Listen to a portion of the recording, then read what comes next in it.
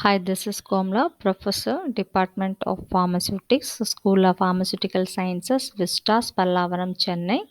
Now we'll see the basic of evaporation. First, the definition of evaporation.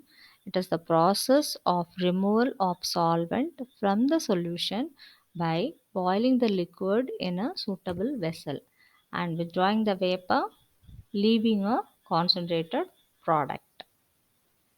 Next is factors affecting evaporation, temperature, temperature and time of evaporation, temperature and moisture content, types of product required, and then effect of concentration, finally the surface area. Now we see the individual factors affecting the rate of evaporation. First is temperature and time of evaporation. Exposure to a relatively high temperature for a short period of time may be less harmful to the active principle of a drug than the lower temperature with exposure for a prolonged period of time. Next is temperature. The rate of evaporation is directly proportional to the temperature. So the evaporation can be accelerated by increasing the temperature, but it may cause decomposition of the heat sensitive materials. For example, glycosides and alkaloids are decomposed at a temperature below 100 degrees Celsius, and even hormones, vitamins, and enzymes be more heat sensitive materials which needs special treatment in order to avoid the decomposition. Example is malt extract. This malt extract is concentrated by evaporation under their reduced pressure to avoid the loss of enzymes present in the malt extract. Next is temperature and moisture content.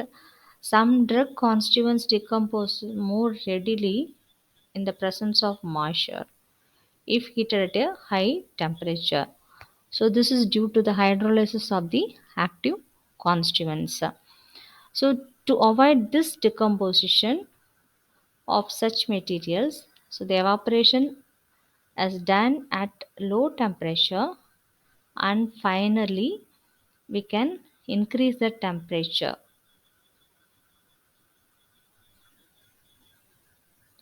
Next is types of product required.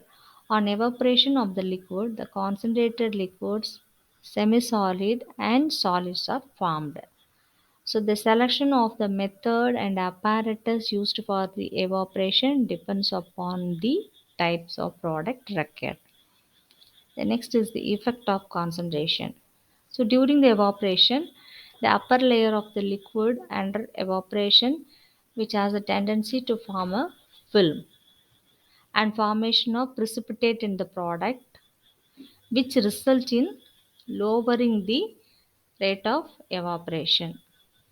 Therefore, stirring is required to prevent the degradation of the product at the bottom due to the excessive heat, and it will also prevent the de- decomposition of solids. The next is your surface area. The rate of evaporation is directly proportional to the surface area. The larger the surface area of the evaporator, the shorter is the time takes to evaporate the liquid.